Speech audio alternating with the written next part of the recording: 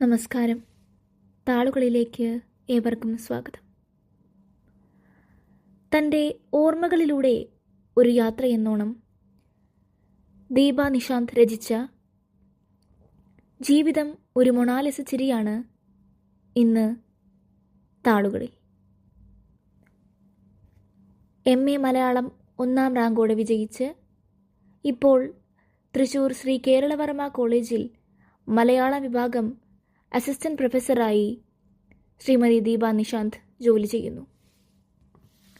നനഞ്ഞു തീർത്ത മഴകൾ, കുന്നോളമുണ്ടല്ലോ ഭൂതകാല കുളിർ, ഒറ്റമഴ പെയ്ത്ത് എന്നിവയാണ് ദീപ നിശാന്തിൻ്റെ പ്രസിദ്ധീകരിച്ചിട്ടുള്ള മറ്റു കൃതികൾ. കേൾക്കാം. ജീവിതം ഒരു മൊണാലിസ ചിരിയാണ്. ജീവിതം ഒരു മൊണാലിസ ചിരിയാണ്. തൊട്ടാൽ വിരൽ മുറിയും വിധമുള്ള ഒരു പെരുമഴ ദിവസമായിരുന്നു ഞങ്ങളുടെ വിവാഹം. വർഷങ്ങൾക്ക് മുൻപുള്ള ആ തോറാന ദിവസത്തിൽ എത്രയോ ദിനരാത്രങ്ങൾ സങ്കടമഴ നനഞ്ഞു തോർത്തി ആ വിവാഹവേദിയിൽ ഞങ്ങൾ നിന്നു. മുന്നിലുള്ള പലരെയും കാണാൻ കഴിയാത്ത വിധം കണ്ണുകൾ ഇടയ്ക്ക് അകാരണമായി നിറഞ്ഞുകൊണ്ടേയിരുന്നു. ഉഷ്ണിച്ചിട്ടാണെന്നും വിയർത്തിട്ടാണെന്നും മറ്റുള്ളവർക്ക് തോന്നാനായി തൂവാല കൊണ്ട് മുഖമൊന്ന് അമർത്തിയൊപ്പാൻ പോലും ആവാതെ പുറത്ത് പെയ്യുന്ന മഴയും തണുപ്പും വില്ലനായി മുന്നിൽ നിന്നു.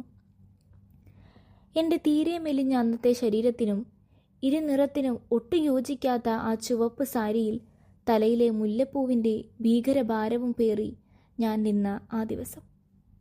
തലയിൽ തിരികെ കയറ്റിയ സ്ലൈഡുകൾക്ക് പൂർണ്ണമായും പിടികൊടുക്കാതെ കുതറി താഴെ വീണ തലയിലെ മുല്ലമാല എന്നെ അലോസരപ്പെടുത്തിക്കൊണ്ടേയിരുന്നു. അതിൻ്റെ വഴി പിന്തുടർന്ന് പലരും ഊർന്നിറങ്ങിയേക്കുമോ എന്ന് ഞാൻ ഭയന്നു. 9 വർഷത്തെ പരിചയം ഒരു നോട്ടം കൊണ്ടുപോലും ഭാവിക്കാതെ നിശാന്ത് ഗൗരവത്തിൽ തൊട്ടടുത്തു നിന്നു.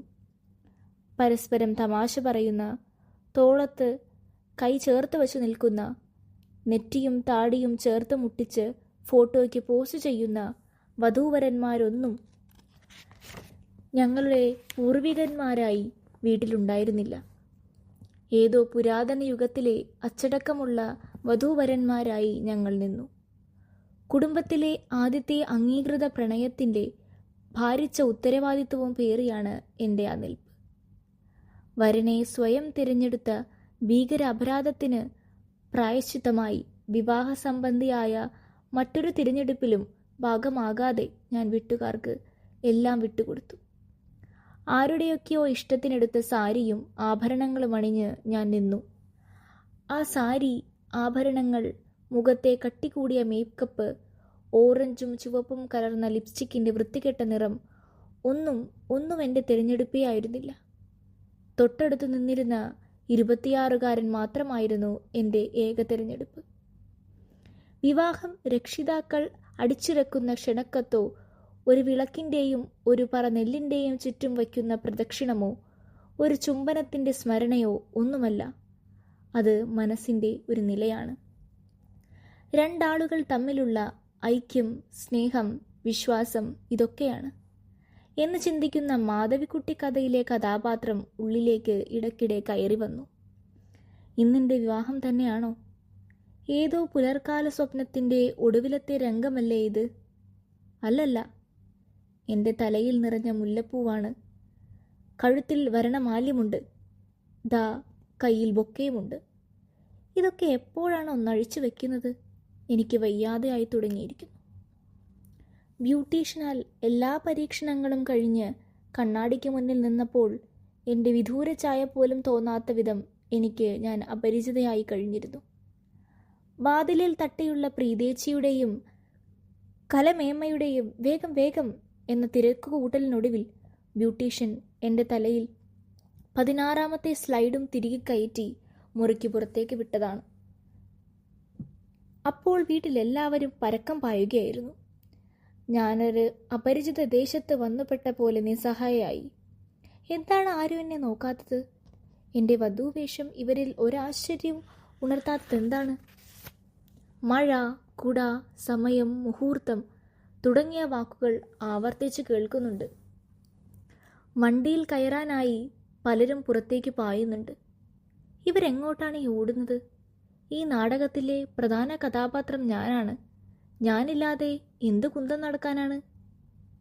എന്നെ അവർ ആ വീട്ടിൽ മറന്നു വെച്ചേക്കുമോ എന്ന് സത്യമായും ഞാൻ ഭയന്നു. ഞാനുണ്ട്, ഞാനുണ്ട് എന്ന് പറഞ്ഞ് അവർക്ക് പിറകെ ഓടണമെന്ന് എനിക്ക് തോന്നി. വേഗം വാ എന്ന് പറഞ്ഞ് ആരോ നിവർത്തിയ ഒരു കുടയിൽ ഞാൻ പുറത്തേക്കിറങ്ങി. തെച്ചിക്കോട്ടുകാവ് ക്ഷേത്രം വക ഹാളിലാണ് കല്യാണം. നിറയെ കല്ലുകൾ പതിപ്പിച്ച കട്ടികൂടിയ ആ സാരിയുടെ ഞൊറികൾ നടക്കുമ്പോൾ എന്നെ വല്ലാതെ അലോസരപ്പെടുത്തി. മഴയത്ത് തട്ടിത്തടഞ്ഞ് ഞാനിടയ്ക്ക് വീഴാൻ പോയി. വണ്ടി എന്തേ ഗേറ്റിനകത്തേക്ക് എടുക്കാതിരിക്കുന്നത്?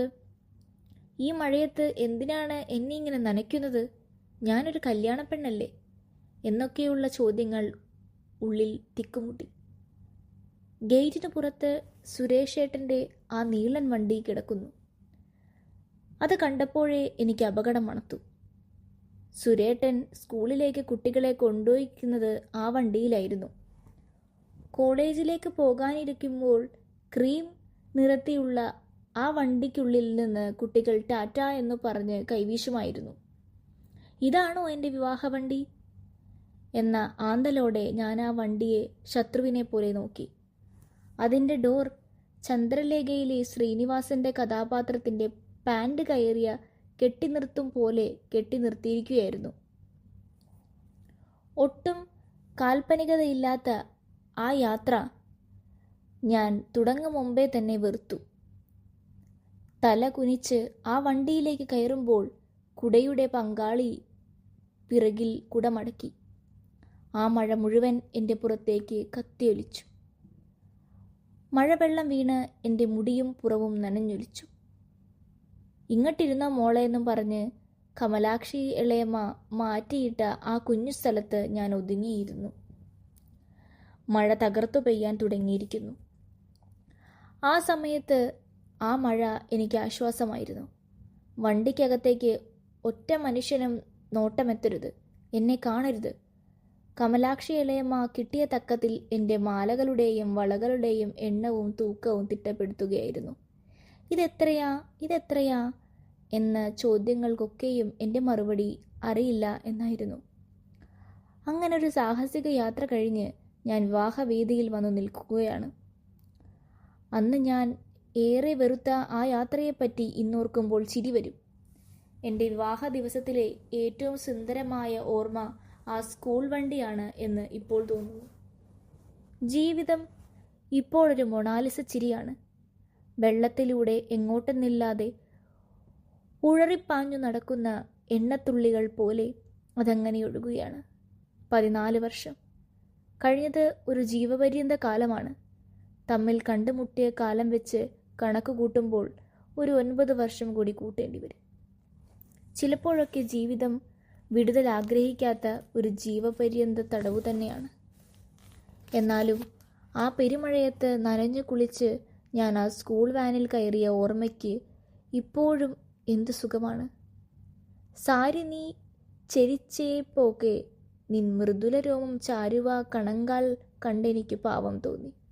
കവിക്ക് മാത്രമല്ല, ഇപ്പോൾ എനിക്കും പാവം തോന്നുന്നുണ്ട്, അന്നത്തെ എന്നെ, നിന്നെയും.